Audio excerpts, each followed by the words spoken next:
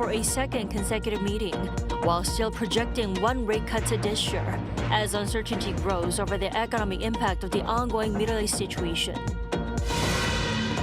Back home, the National Assembly is bracing for a renewed clash over the ruling Democratic Party's push to reform South Korea's prosecutorial system. With attacks on energy infrastructure in the Middle East, global oil prices spiked overnight, with experts saying this may worsen if disruptions persist. And as the conflict intensifies, U.S. President Donald Trump warned Iran of further strikes in Qatar. Our An Sung-jin reports. U.S. President Donald Trump has threatened to blow up Iran's gas processing infrastructure if Tehran continues retaliatory strikes against Qatar. In a post on social media platform Truth Social on Thursday, Trump also stated that there will be no more attacks made by Israel on the South Pars gas field. He said that the U.S. had no prior knowledge of the Israeli attack, which contradicts both Israeli and U.S. officials that stated that Washington had been informed of the plan in advance, but was not involved in the operation. His remarks come after Iran retaliated by striking LNG facilities in Qatar, as Iranian President Masoud Pezeshkian warned of uncontrollable consequences that could engulf the entire world. Iranian state media reported that Israel struck gas processing infrastructure at the gas field. The strike marks the first time Israel has directly targeted Iran's energy production infrastructure, having previously limited attacks to fuel storage sites. In retaliation, Iran's Islamic Revolutionary Guard Corps gave a list of imminent attacks on energy facilities in Saudi Arabia, the UAE, and Qatar, urging evacuations. It then launched a missile strike on a major gas-producing area in Qatar. Saudi Arabia's defense ministry also said that it had intercepted and destroyed 4 ballistic missiles launched toward Riyadh. Global oil prices surged sharply after the attacks on energy infrastructure. May delivery Brent crude futures, a global benchmark, jumped above $111 at 4:48 p.m. Eastern Time. April delivery West Texas Intermediate futures climbed to $100 a barrel. Experts warn that the conflict could further disrupt global energy flows, particularly as the Strait of Hormuz faces effective closure. Roughly 20% of the world's seaborne oil supply passes through the strait. An Sung-jin, Arirang News. And as the conflict with Iran enters its third week, the U.S. is weighing a major expansion of its military involvement, including deploying additional troops in high-risk operations. Our Kim Bo-kyung shares the details with us.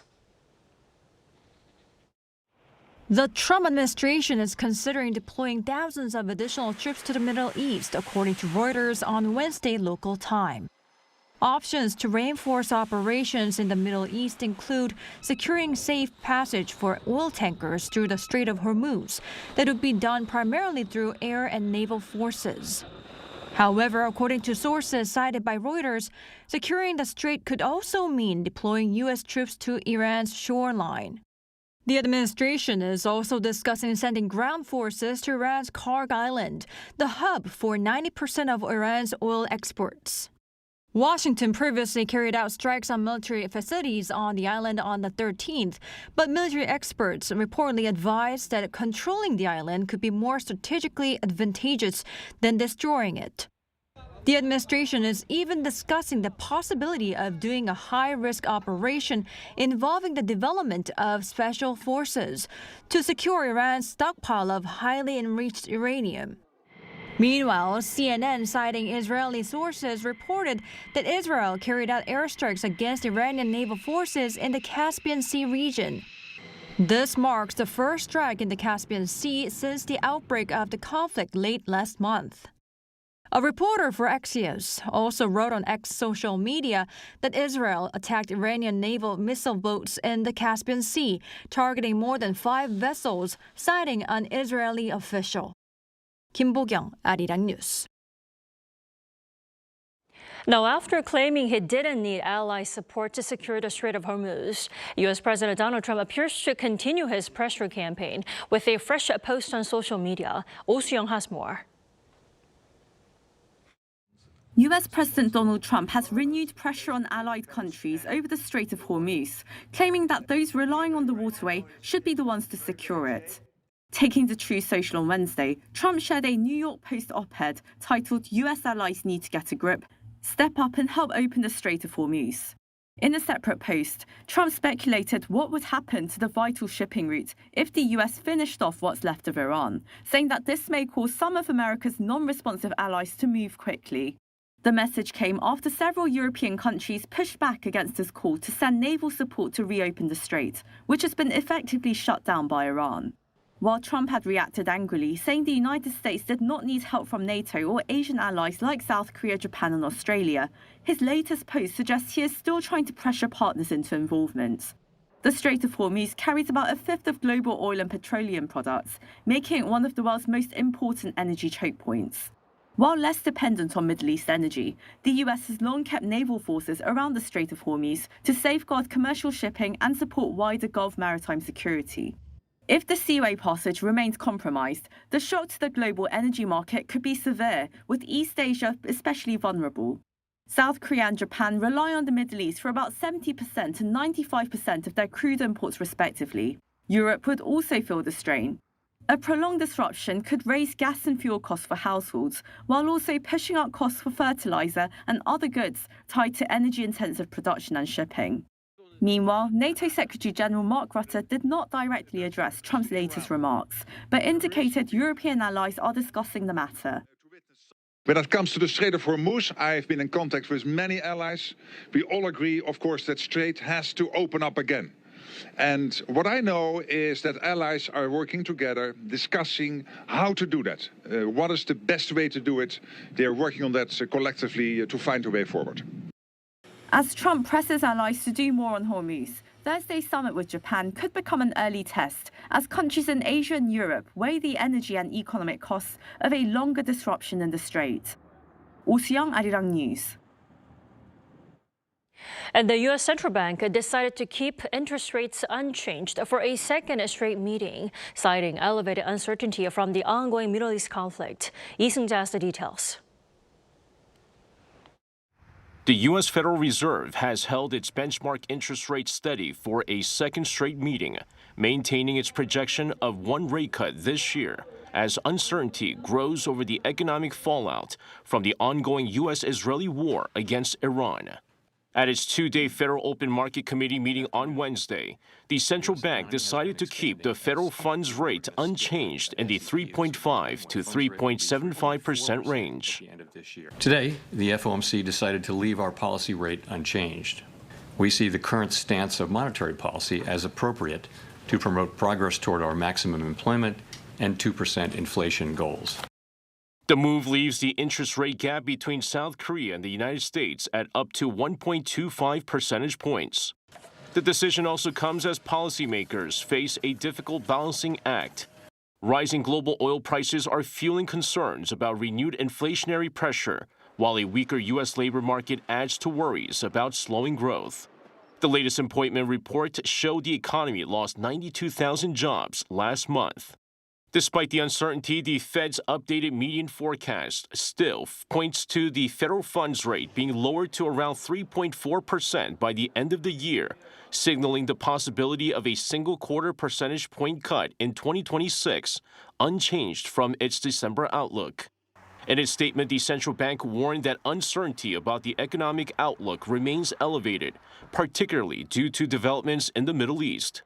Officials said the implications of the conflict for the U.S. economy are unclear, but stressed they are closely monitoring risks to both sides of the Fed's dual mandate of achieving maximum employment and stable inflation at around 2%. Fed Chair Jerome Powell also stressed that higher energy prices are likely to push overall inflation higher in the near term.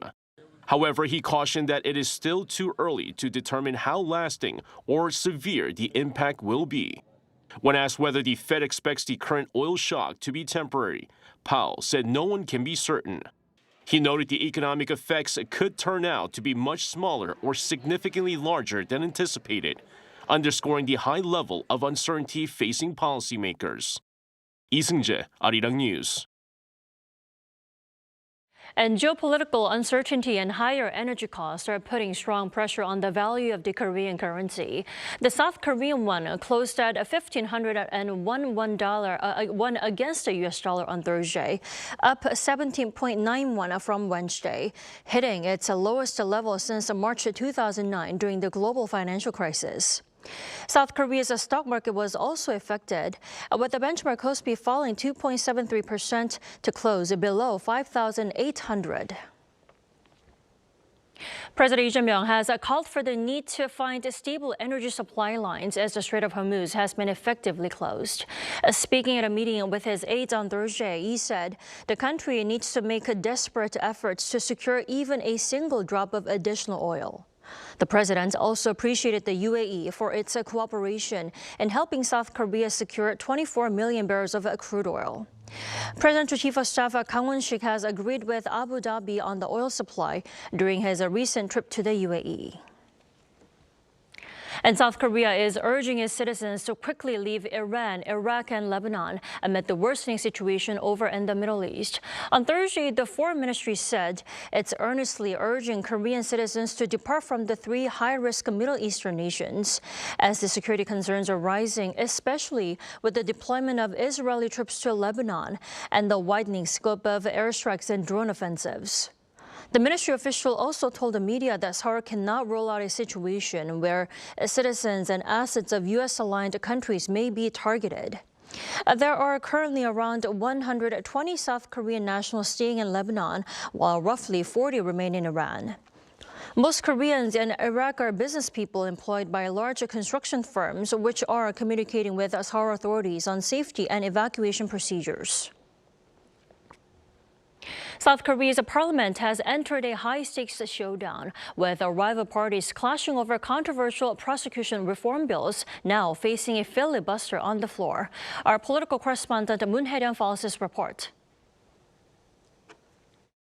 South Korea's National Assembly has entered a new phase of confrontation as the plenary session gets underway with a filibuster already in progress over a set of contentious prosecution reform bills. Lawmakers began deliberations Thursday afternoon with the ruling Democratic Party moving to put two key bills to a vote: the establishment of a new investigation agency for serious crimes and a separate public prosecution office. The proposed agency would be created under the Interior Ministry, taking over investigations into major crimes such as fraud and capital market violations, as well as crimes committed by officials across investigative and judicial bodies. Ruling party lawmakers argue the reform is essential to completing the long-standing goal of separating investigative and prosecutorial powers. This prosecution reform bill firmly upholds the core principle of fully separating investigations from prosecutions, including abolishing prosecutors' direct investigative powers while focusing on removing controversial provisions that have raised public concern. But the opposition strongly disagrees. As the bills were introduced in the chamber, People Power Party lawmakers immediately launched a filibuster. They argue that placing the new agency under the Interior Ministry risks political interference, particularly through personnel control, warning it could turn state investigative power into a tool of the administration. This is a reckless legislative push that could fundamentally undermine the country's judicial system, stripping investigative agencies of their independence and handing them over to those in power, effectively paving the way for a system that benefits criminals. Despite the ongoing filibuster, the Democratic Party appears determined to press ahead. Given its parliamentary majority, the ruling bloc is expected to end the debate after 24 hours and proceed with a vote, meaning the first of the bills could pass as early as Friday. Moon Hae-ryung, Arirang News.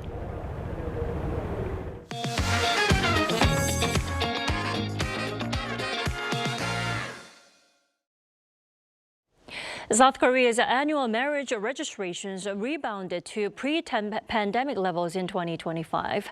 Now, this comes as a welcome news for a nation grappling with a low fertility rate, as the vast majority of births here occur within legal unions. Our business and economy correspondent Kim Do-yeon joins us in the studio to break down the latest data. Do-yeon, why don't we start with the numbers and what drove this increase ultimately? Right. Dami, the Ministry of Data and Statistics today released its 2025 marriage and divorce statistics. And the key takeaways are, one, that the number of marriages are now back to pre-pandemic level. Number two, I'm proud to say I helped the number go up. Now, around 240,000 marriages were registered last year. That is an 8.1% jump from the previous year. Divorces, on the other hand, fell 3.3% on year to 88,000. This marks the second consecutive year of significant growth in marriages, effectively snapping an 11-year downward trend. The agency attributes the rise to changing demographics and shifting societal sentiments. There is an increase in the population cohort entering their early 30s. Also, data shows a growing perception among unmarried men and women that they should get married. So we also know that the government and local municipalities have been rolling out various support measures for newlyweds. The question is, has this helped? Now, the agency noted that with so many different policies being rolled out, isolating the exact effect it has on the number of marriages is difficult. However, I visited a local district office that has been actively supporting newlyweds with housing costs. Now, Seochogu District, for example, offers up to 3 million won to help cover interest payments a year on jeonse housing deposits for total deposits under 700 million won or smaller than 85 square meters. Around 40 couples received this assistance last year, and the district office began taking new applications just this week for this year. Now take a listen to an administrator there. Those who receive the support always express their gratitude. They frequently tell us that they hope programs like this, along with the eligibility criteria, will be expanded further in the future. Now, Doyeon, I cannot stress enough how this is important for South Korea as the country deals with a serious demographic crisis. What does the government have to say about this? Right, in South Korea, marriage and childbirth are virtually synonymous because out-of-wedlock births are extremely rare. Because of this, the marriage rate serves as the most reliable leading indicator for future births, which is why government policies focus heavily on boosting marriages. Thanks to this accumulated surge in newlyweds, South Korea's fertility rate rebounded to 0.80 in 2025. The agency highlighted that this is not a short-term spike, but a massive accumulation over a sustained period. Marriages grew consecutively for 8 months, starting in August 2022, and again for 21 months from April 2024 to December of last year. This continuous upward trend is highly meaningful. We can view this massive, accumulated increase in marriages as the #1 reason behind the rising fertility rate. Demographic experts project this positive trend will likely hold until around 2027 because the structural advantage of what's described as the eco-boomer cohort remaining in their early 30s will last until then. However, once that generation goes out of their prime marrying years, the population pool itself will shrink drastically. Experts stress that the government must use the next couple of years to implement sweeping structural reforms, specifically addressing housing affordability and quality jobs before this demographic tailwind disappears. Right, Doyeon, before I let you go, now looking deeper into the latest data, there were some interesting shifts in relationship dynamics. Tell us more about that. Right. For the first time on record, the proportion of first marriages where the wife is older than the husband surpassed 20%, reaching 20.2% in 2025. This is a departure from the traditional model of Korean families. In a traditional patriarchal society, men primarily handled the economic responsibilities. Now, those traditional patterns are breaking down, which likely influences this trend. Lastly, looking at international unions, marriages between South Koreans and foreign nationals stood at 21,000 last year, while the overall figure remained relatively flat, edging down just 0.3% from the previous year. There was a notable spike in Korean-Japanese couples. Marriages between Korean men and Japanese women jumped 26.1%, while unions between Korean women and Japanese men rose 29.3%. All right, that was the data, marriage data for 2025. Do keep us posted for the new year 2026. Thank you, Doyeon.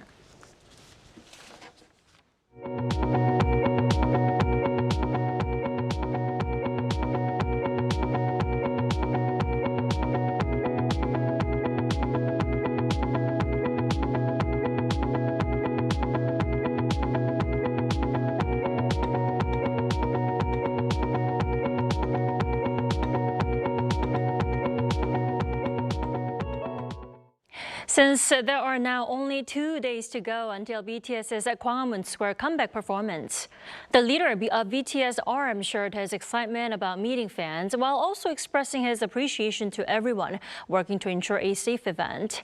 On the official fan community Weavers, RM thanked the authorities ahead of the performance.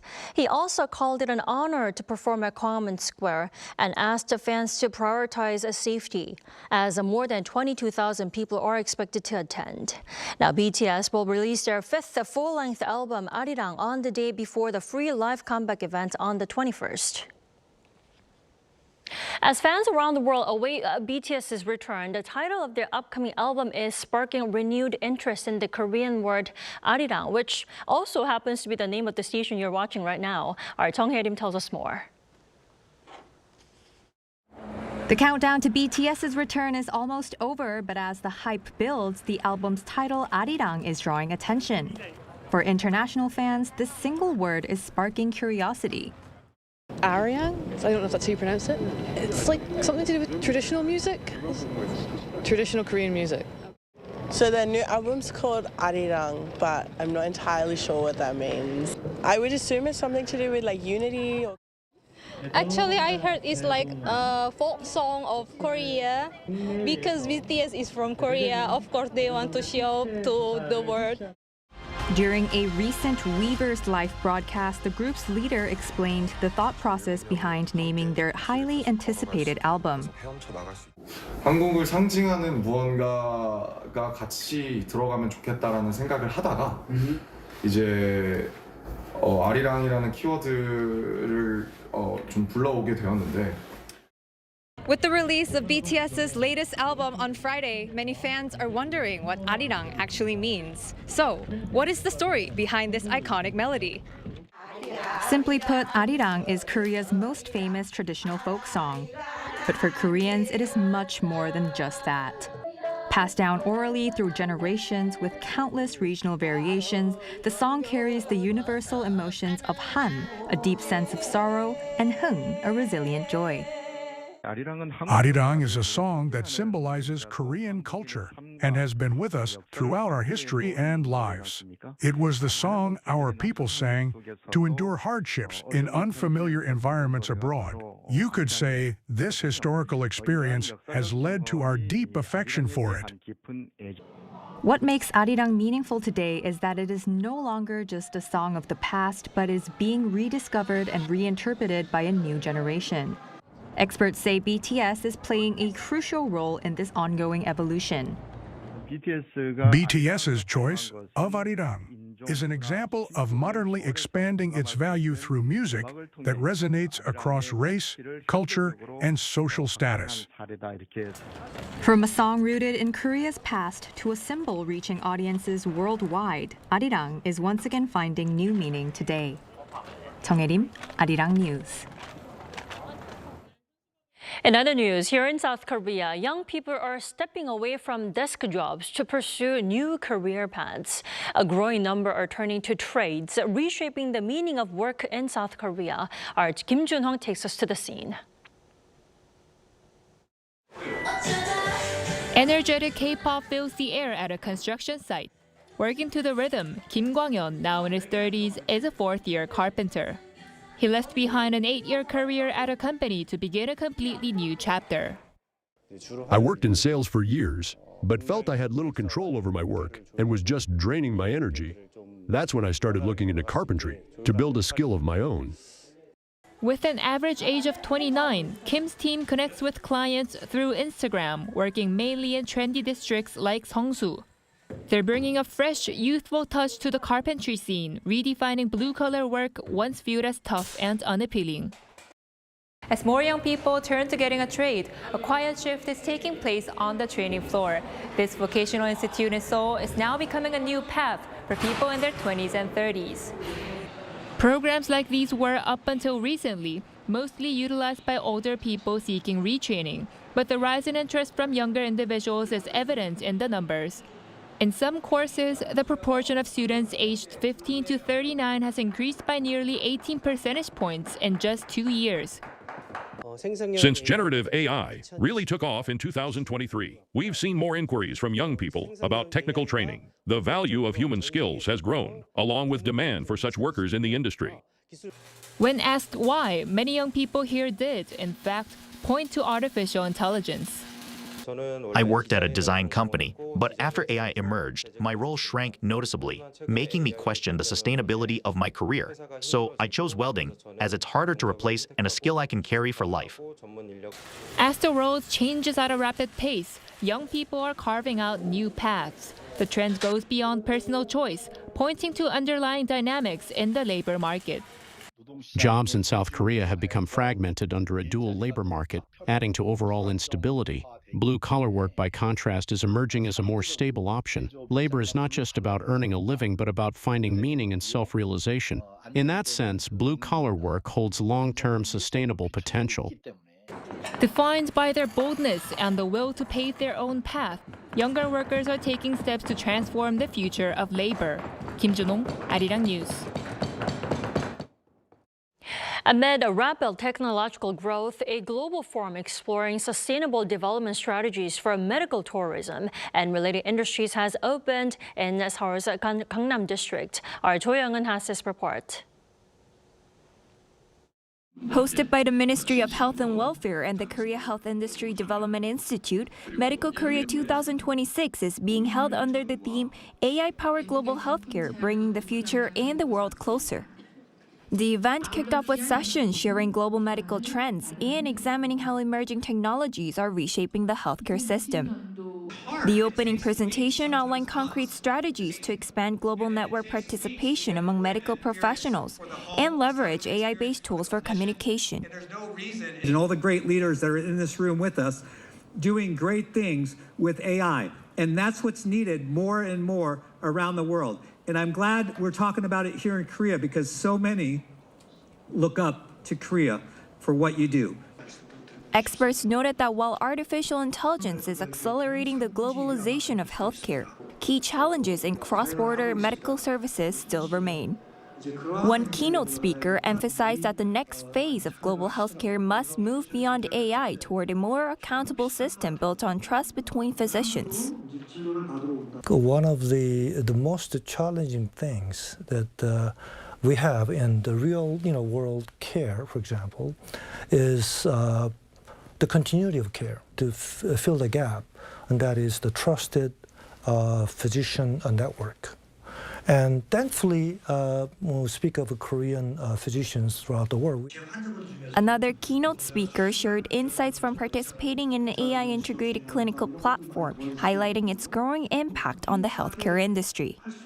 We can contribute in shifting the focus on this aesthetic-focused field of medical tourism in Korea currently, and provide care for complex medical conditions, and with the introduction of the AI-assisted platform.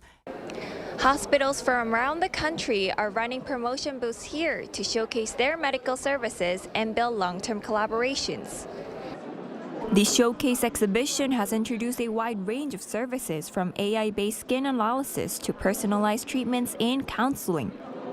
Another key pillar of the event was business meetings for networking between overseas patients and domestic medical institutions, designed to lead to tangible partnerships. Jo Young-eun, Arirang News.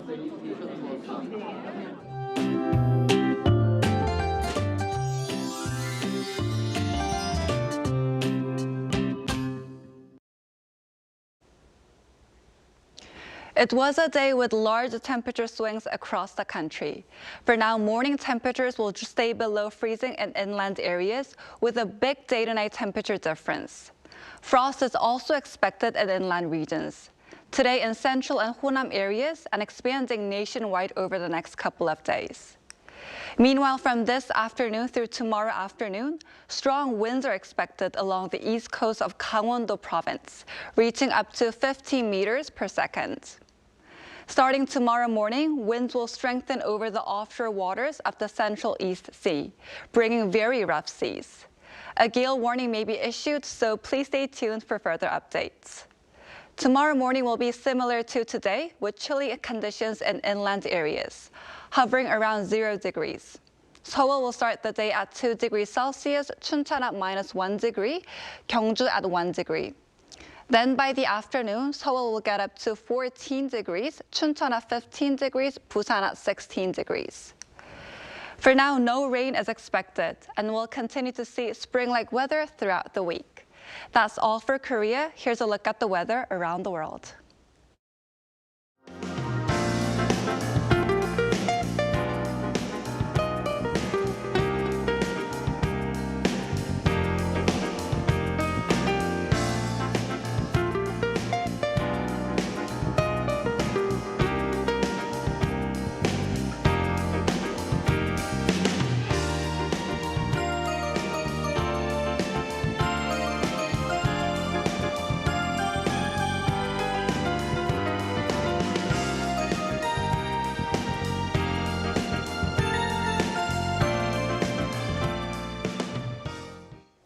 That's all we have for tonight. I'm Kim Dami. From all of us here at Arirang, thank you for watching and good night.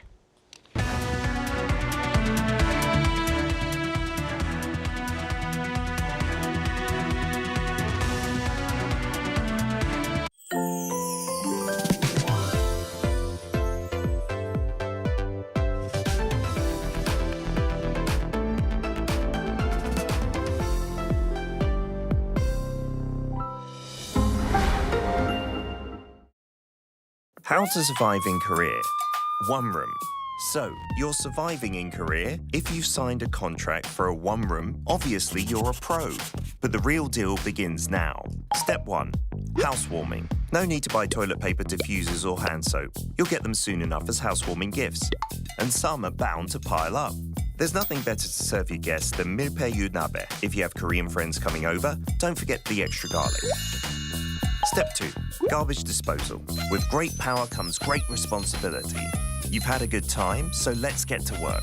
It might be tempting to sweep everything into a trash can, but you have to separate your garbage. Not bothered? Beware that negligence is punished with a fine or public humiliation. Step 3. Drying rack. You're excited to live alone in Korea, but the fate of these items, hanger, storage, or a hanger. Go get fresh coffee outside. Jogging doesn't cost anything, and nothing beats instant rice.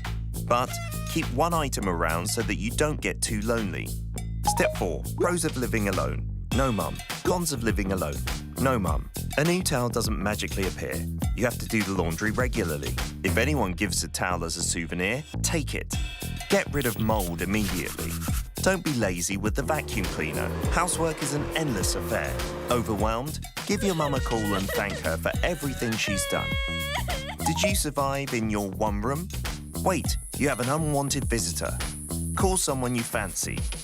Could be the right person for the job.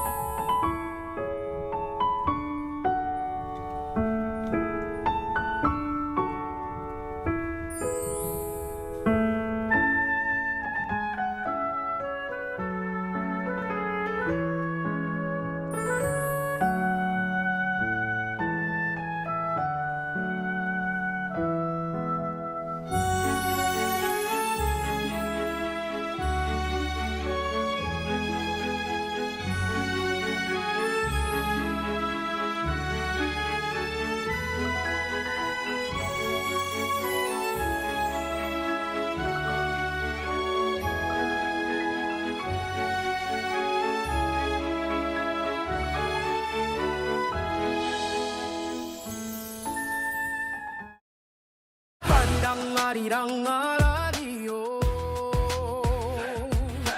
아리랑 고개로 넘어간다 힘껏 달려 멈추지 마라 세상 끝까지 가자 아리랑 아리랑 아라리요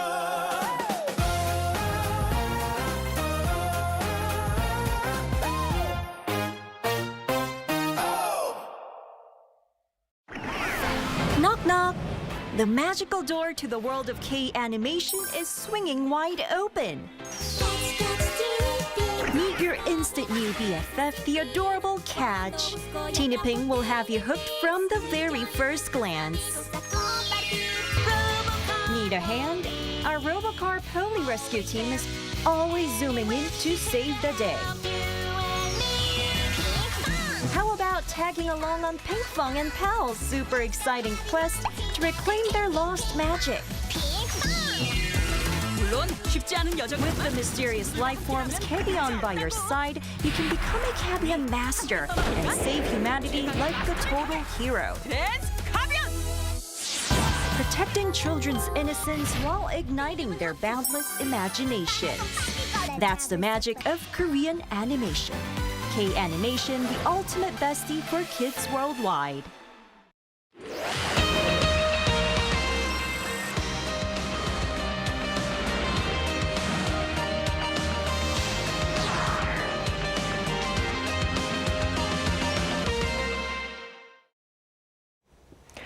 Welcome to Within the Frame, where we bring the most pressing issues across the globe into focus. I'm Kim Mo-gyan. Nowadays, women are playing a bigger role across the economy, but for many, the path to leadership is still quite far from equal.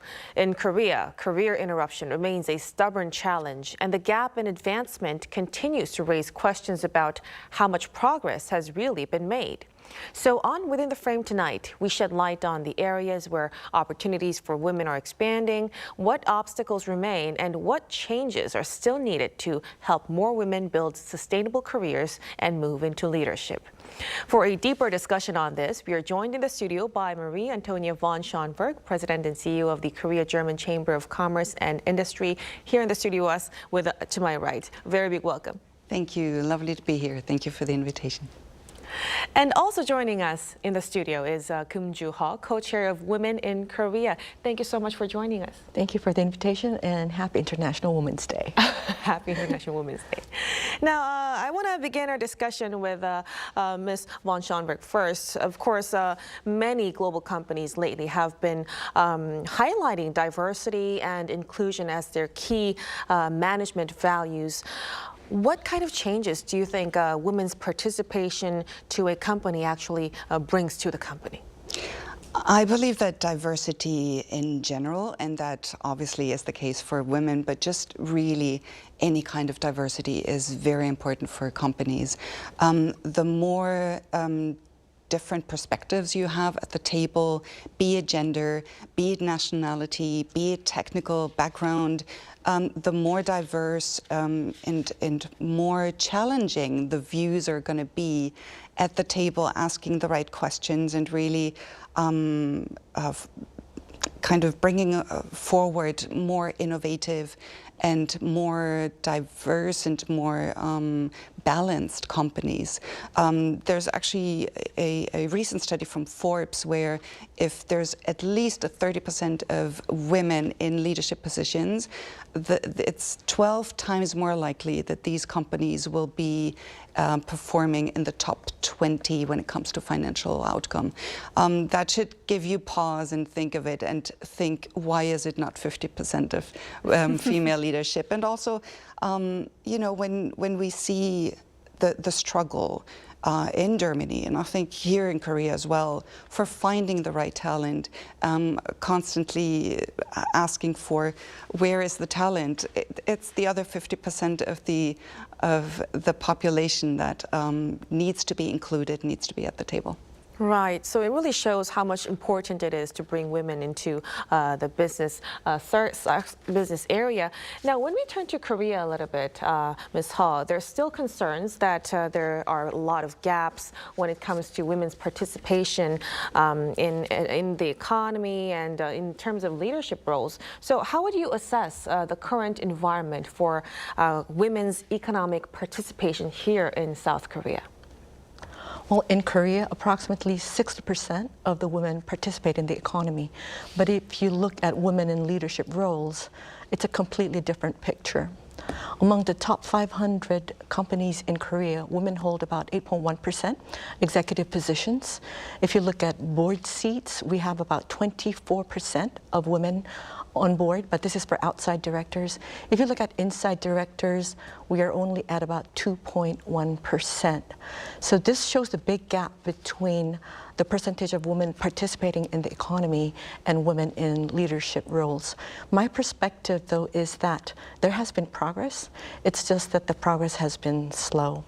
So there are some factors that has contributed to the progress. First is the Capital Market Act. I mentioned a while ago that we have 24% women on board, and this is largely due to the Capital Market Act. Secondly, data disaggregation, which is very important when we talk about women empowerment. Since 2014, the Financial Supervisory Service has been disaggregating the data between men and women for executive positions. Back then, the percentage of women in executive roles was about 2%. So you see that there has been some improvement. Now, if we look from a policy framework, Korea has universal childcare, we have parental leave, we have a lot of support system, but we still have what we call the M curve. So women leave work for childbirth, for child care, or even education, but when they return as part-timers or do not return at all. So going forward, I think we need to not just focus on the hard approach. By hard approach, I'm talking about the policy formulations and the system. I think we should also focus on some soft approach. By soft approach, I'm referring to cultural or structural aspects. And I think the KGCCI Rear Mentorship is a good example of a soft approach. We'll get into more of the women's WIR soon, but before that, you've mentioned a lot of factors that contribute to, the current situation about women's leadership here in Korea, and you mentioned the career interruption. Tell us more about that. Like, how would you assess the current situation on that here in the country? Well, globally, I want to talk first from an economic perspective. According to the studies of McKinsey, if we can utilize the resource of women as much as we do with men today, the global GDP can grow by 20%. For Korea, studies show that 2%, up to 2% can be added to the GDP. But there's still that leakage of pipeline, which makes it difficult for women to move up to leadership positions. So what are the changes that needs to take place? I would say, first of all, we need public-private sector collaborative efforts. And we also need to take what I just said, the hard approach and the soft approach at the same time. For the public sector, I think that it's important to continue to look for policies to support women. My personal recommendation is mandatory paternal leave. At the same time, I believe that the public sector should be able to work with the private sector in terms of incentivizing, rewarding companies with best practices. The private sector should also make efforts. I think in Korea, organizational changes definitely needs to be taken into consideration, including advancement of leadership for women, training programs, reskilling, upskilling, mentorship, and sponsorship can all be included in these programs. Also, from an HR perspective, DI or DEI initiatives definitely needs to be integrated into all of the HR policies. And lastly, organizational debiasing, I believe, is also very important. And one element that I also want to point out is with the digital transformation now, women have more opportunities to become entrepreneurs, to have more control over work-life balance. So I think that is another change in our society. Right. So a very important message that you've gave us. It's important for support policies from the government as well as changes among, the atmosphere of private sectors as well. Now, in that context, Ms. von Schonberg, when you compare the corporate culture in Europe and in Korea, what kind of differences would you say stands out the most? It's hard to compare Europe as a whole with Korea. I think within Europe there are huge structural differences as well. If you look at countries like Sweden, where 44% of women are in managerial positions.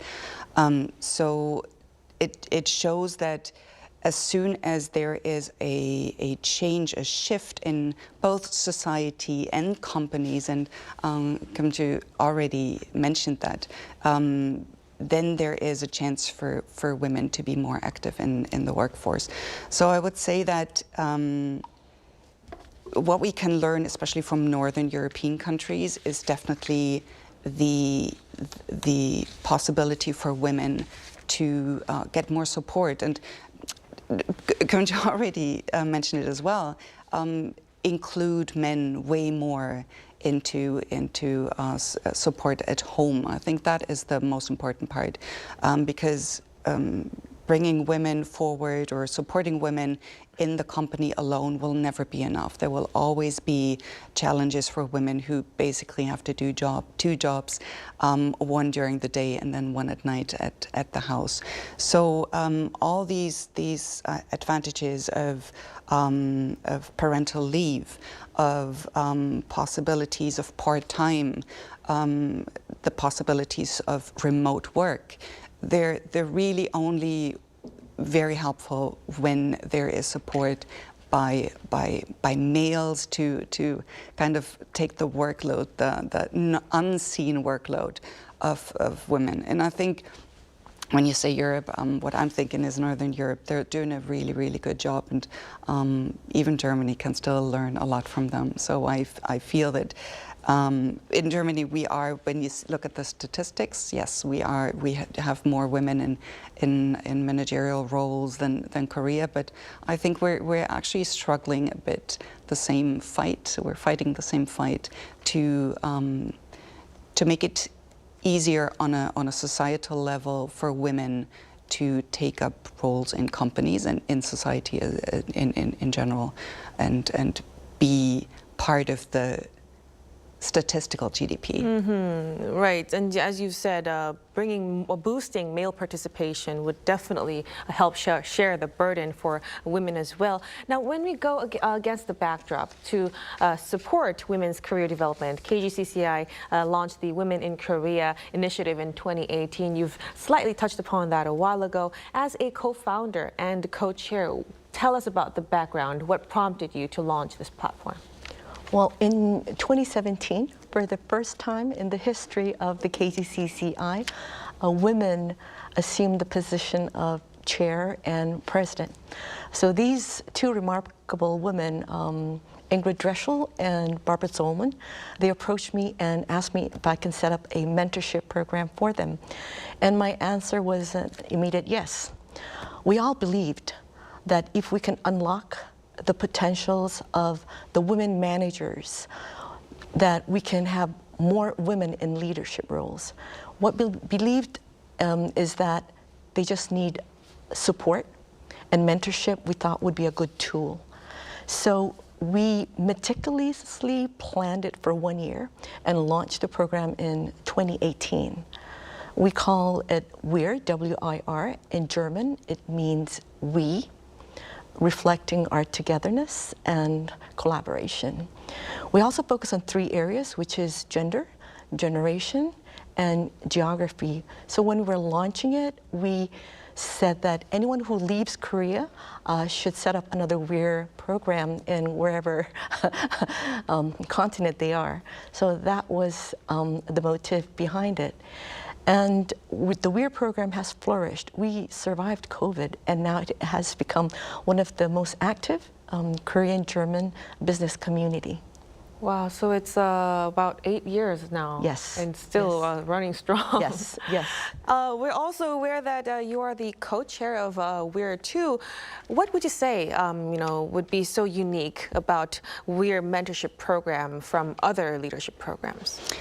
I think it is the structured one-on-one mentoring approach that we have. We're not aware of any other international chamber doing it, at least at this scale. We've matched over 300 people in the program so far, and this year it's another 35 couples that we've matched. So this is one of the differentiations. And also we're so lucky, besides of Kumju, we have many female leaderships from big German companies who support us, co-founders from Deutsche Bank and from Bayer, Boehringer Ingelheim, so big companies that are really supporting us. And I think so both the idea of one-on-one mentorship as well as the intercultural aspect are two things that make it very unique, and I think make it very efficient as well. Definitely seems like a very good opportunity for participants. Now, since its launch, the program has connected hundreds of women professionals, as Ms. Von Schonberg has just mentioned. So looking back, what would you say is the most meaningful outcome of the program? Well, when we first launched the program, we wanted to create an ecosystem, a system where the mentors and the mentees continue to network and continue to grow. And we wanted the mentees to get promoted to executive positions and become mentors, create that virtuous circle, and we call it the ecosystem. I think the most meaningful moment for me was when my mentee got promoted to an executive position and became a mentor. And ever since Marie came to Korea, we've also scaled up our program. We have recently been featured at a publication called Organizational Dynamics. Recently, there's also some MOUs, for example, with the Sungju Foundation and with the National Council of Women. So it really seems to be a very meaningful outcome of that. But when we zoom out a little bit, Ms. Ha, for South Korea, what do you think are the key challenges that still needs to be really addressed for women to, move and succeed into leadership positions in the country? Well, it's a very good question, but it's also a very hard one to answer. I want to speak from my experience with the G20 Empower Alliance, where I am the Korea representative. At the G20, we had discussions on what are some of the barriers that hinders women to move up to leadership positions. Surprisingly, when the representatives from 20 countries all sat together and discussed the barriers, we came up with 4 common aspects.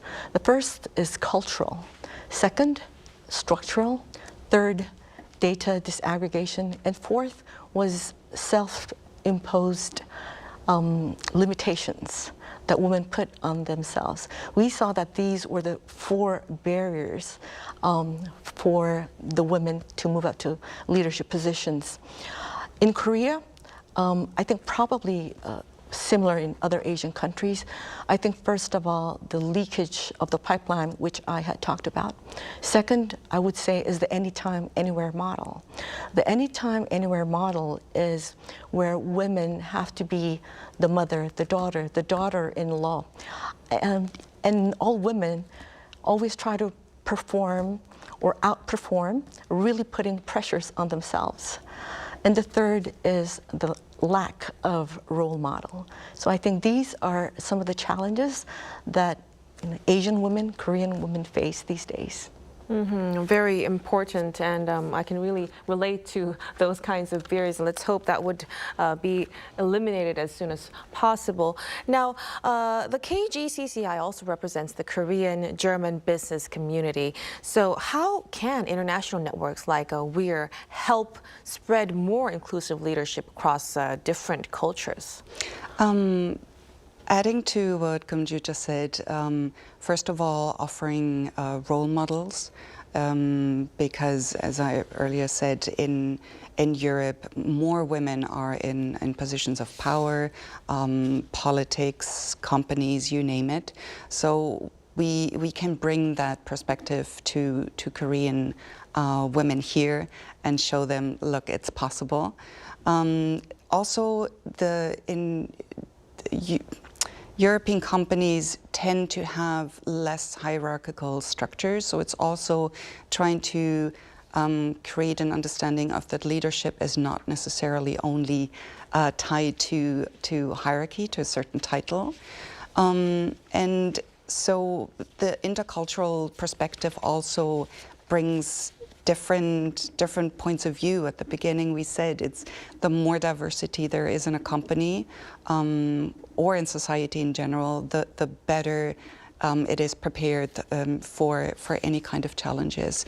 And I think that within the international, the German-Korean community, we can bring that to the table. We can include WEIR in our international community, and we can bring WEIR talent, new female talent to the companies. So it really highlights the role international networks can actually play. Well, this conversation was really inspiring for me personally, and I could really connect to it. So before we conclude our discussion tonight, I would want to ask, for the millions of young women building their careers, what kind of advice would you like to give for young women who are just starting to build their careers? Don't wait for permission. You already are a leader, and don't let anyone tell you you're not. Wow.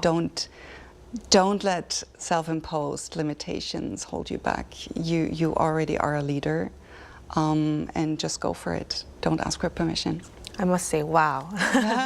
What about Ms. Ho? Do you have anything to add on that? I would say, have your own definition of success. So that means be successful. Try to build your career around your strength, and network. Look for mentors, sponsors, and most importantly, never give up. A very, very strong message to conclude our discussion tonight. Thank you so much for your insights, Ms. Ha. Thank you very much for your time. And also, Ms. Von Schonberg, thank you so much. Thank you so much for the opportunity of being here. Thank you. And that'll be all from us on Within the Frame tonight. Be sure to tune in again next time as we continue to explore the stories that matter. Until then, stay informed and engaged.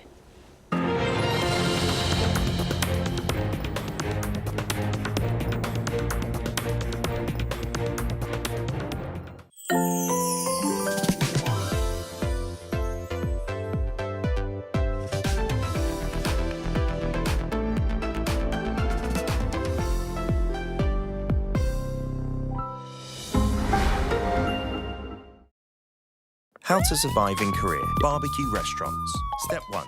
Taking care of your clothes. Put your jacket in the plastic bag. Seal it tight. If the stool flips open, store your clothes inside. Wearing light colors? Grab an apron. It's the best defense against oil splatter and smoke. Step 2. Bottomless side dishes. Basic side dishes at a barbecue restaurant. Eat, and eat as much as you want. Side dishes come with free refills. Oh, and if you don't see this sign, just ask, 사장님, 여기 밑반찬 좀 더 주세요. Simple, isn't it? Step 3. Grilling meat. There are various kinds of samgyeopsal in Korea. Place the meat on the grill. Turn it over when golden. And again when it looks done. Again and again and again. Step 4. Sam style. You aren't taking bites of sam like a taco, are you? In Korea, we have it in one bite. A pro tip here.